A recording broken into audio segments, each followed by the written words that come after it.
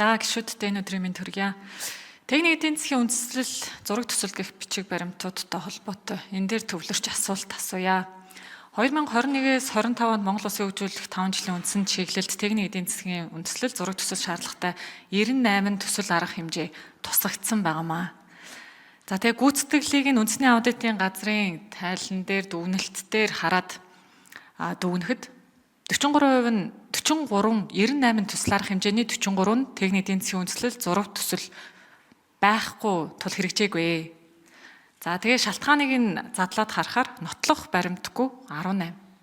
Тэр үндэсний аудитын газрын нотлох баримтгүй гэдэг дотор яг юу юуг оруулаад байгааг тайлбарлаад өгвөл хэрэгтэй байна. За техник эдийн засгийн үндэслэл зураг төсөл боловсруулах шатандаа байгаа нь 9 юм байна. За тэгээ санхүүжилт байхгүй энэ шийдвэрлэг дээгвэ гэд 9 ингээд 43 техник эдийн засгийн үндэслэл зураг төсөл шаардлагатай хэрэгжээгүй төсөл арга хэмжээнүүд маань ингээд задарч байгаа байхгүй. Тэгэхээр 21-с 25 онд одоо хэрэгжиж амжаагүй тэзүү нь одоо хийгдэж байгаа энэ 9 төсөл ч юм уу те. Эдгээр төсөл арга хэмжээ 25 оноос үргэлжлээд явах уу? Тамаа дараагийн үндсэн чиглэлдээ тусгагдаад явах уу? За ингээ хуулиа судлаад үзэхээр ер нь техник эдийн засгийн үндэслэл гэдэг зүйлийг бол төсвийн тухай хууль дээр хөгжлийн бодлого төлөвлөлт түүний удирдлагын тухай хууль дээр ингээд оруулсан байдаг юм л да. 1 жилээс дээш хэрэгжих төслүүд дээр тэгээ улсын төсвийн хөрөнгөөр хэрэгжиж байгаа тохиолдолд техник эдийн засгийн үндэслэлийг нь мэдээж хийх төсвийг нь улсын төсөвт суулгаад явах ёстой байх. Тэгээ хөгжлийн бодлого төлөвлөлт түүний удирдлагын тухай хуулийн 6-гийн 10-ийн 2-т болохоор альва энэ хөтөлбөрт тусгагдчих байгаа төслүүд нь санхүүжилтийн их үүсвэр нь тодорхой байх ёстой юм байна. Хөрөнгө оруулалтын хэмжээг урьдчилсан тооцсон хариуцах эзэнтэй үндэслэл зураг төсөв нь батлагдсан ийм төслүүдийг болохоор хөтөлбөрт тусгах ёстой байтал одоо нэг үндэсний аудитын газрын тайланг харахаар бол тусаагүй төслүүд байсан юм байна. 43 нь бол хэрэгжээгүй 98 төслөөс байна. Тэгэхээр ер нь улсын төсвийн хөрөнгөөр хэрэгжиж байгаа төслүүдэд тэзүү хийнэ гэдэг нь яг ямар журмын дагуу явж байгаа юм лоо. Нэг тийм зур хараад хөндлөнгөөс харахад нэг л тийм тэзүү хийнэ гэдэг нэг бизнесийн шин чанартай болцсон юм шиг. Айгүй өндөр өртгөөр хийдэг юм шиг. Нэг иймэрхүү ажилт бол байгаад байгаа юм. Тэгэхээр энэ дээр хариулт өстой аль сайд маань хариулах ёстой юм холбогдох хариултаа хэлээд өгөөрэй. Ер нь ямар асуудлууд техник эдийн засгийн үндэслэл боловсруулах дээр гарч байгаа вэ? За та бүхэндээ энэ өдрийн минь төргий. Уянга гишүүний асуултанд хариулъя. Хөгжлийн бодлого төлөвлөлтийн удирдлагын тухай хуулийн 6-12-т шаардлага хөрөнгө оруулалтын хэмжээг өөрчлөлтөнд тооцсон техник эдийн засгийн үндэслэл зураг төсөл нь батлагдсан байх гэж заасан байна. За 1-10-д улсын хөгжлийн 24 оны жилийн төлөвлөгөөнд туссан 205 шалгуур үзүүлбэрхий 194 төсөл арга хэмжээнээс техник эдийн засгийн үндэслэл зураг төсөл шаардлагатай 102 төсөл арга хэмжээ байна. 122 төсөл арга хэмжээ байна. За төсөвтэй нь бол 96 байна.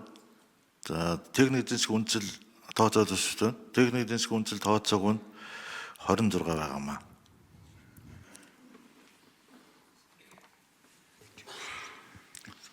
За энэ ч тооч асуугааг байхаа. За ган төмөр сайд энэ тэзүүтэй холбоотой асуудал дээр эдийн засгийн хөгжлийн яам цаашдаа хэрхэн анхаарч яаж одоо ажиллах шаардлагатай. Ер нь энэ бас жоохон тодорхой байх шаардлага байна л гэдэл яриад л гişүүд бас. За ган төмөр сайд хариул. За уянга гишүүний асуултанд хариулъя. Ер нь 5 жилийн хөгжлийн бодлого бол өнөөдрөөр дараагийн хөгжлийн одоо үндсэн чиглэл батлагдсанаар ингээд дуусчихж байгаа хэрэг биш шүү дээ. Мэдээж хамгийн сайн хэрэгжиж байгаануудаа цаашаа бид нар үргэлжлүүлэх хэрэгтэй. Ингэжээж бодиттой эдийн засгийн одоо өсөлт бий болно. Ер нь улс орны хөгжлийг харахтаа бол эдийн засаг, нийгмийн байдал, байгаль орчин гэдэг 3 үндсэн ойлголтон дээр яваад байгаа. Тийм учраас бол аль ч боловсрал гэхэд боловсрал дээр хэрэгжүүлж байгаа төсөл хөтөлбөрүүд үргэлжлэнэ. Шинжлэх ухаан дээр хэрэгжүүлж байгаа ажлууд үргэлжлэнэ. Малаж сая хөдөө аж ахуйн салбарын бодлогоо ярьж штэ. Энд чинь их урт хугацаанд явж иж үр дүн гардаг болохоос биш 5 жил явлаа одоо хаалаа. Дараагийнх гэдэг юм байхгүй. Тийм учраас таны хэлж байгаа өнгөрсөн 5 жилд хийгдэж амжаагүй зарим ажлууд техник эдийн засгийн үндэслэлгүйгээс болоод хийгдээгүй байх юм бол энэ үндэслэлүүдийг техник эдийн засгийн үндэслэлүүдийг бид нар хийгээд За 1 минут нэмж өгье.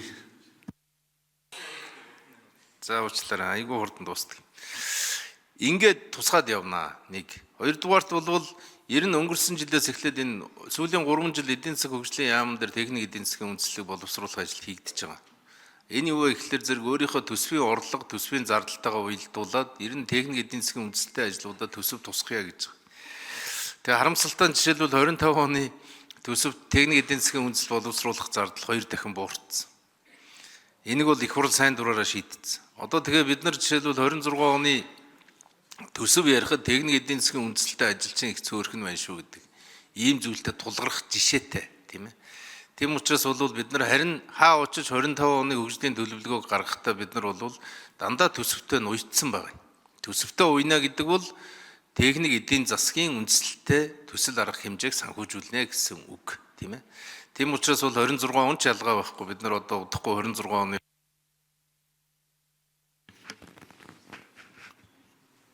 За болдын уян гишүүн тодруулж сууя. За Гантүмэр сайдад баярлалаа. За тэр чиглэлийн асуулт бол бүрэн авлаа гэж бод. Энэ бол үндэсний аудитын газрын яг энэ тайлангийн бичсэн газрынхаа дарга ч юм уу хариулвал яа тийм бол энэ Монгол улсыг 2021-с 25 онд хөгжүүлэх 5 жилийн үндсэн чиглэл гээд танахаас тараагдсан аудитын тайлангийн 29 дугаар хуудсын 2-ын 35 бичсэн зүйлийг би асуудаа. Энэ бичсэн тоог буруу хэлнэ гэж бол байхгүй шүү дээ. Ямар ч хөнгөс. Одоо яг тэр газрын дарга нь хариулаад загч дарга биш. Яг энийхээ дөрслөл 11 гэдгийг нотлох баримтгүй гээд 18 минь төсөл арга хэмжээг тавьсан байх. Энд яг юу хэлээд байгаа? Ядаж энэ дээрээ яг нэг тийм бодит хариулт авъя. За аудитын газар хэн хариулдах вэ? За ажлын хэсгийн 10 дугаар микрофон загжуу дарга хариулдаг юм. Уян гишүүний асуултанд тодорхой хариулт байгаа л да. Манад материал өгөөгүй байгаа. Нотлох баримтгүй зүйл дээр бид нар юу гэж дүгнэлт хийх вэ? Энэ тоо бол гаргасан аудитын ажлын үр дүн байна. Материал байхгүй болохоор боломжгүй байдаг.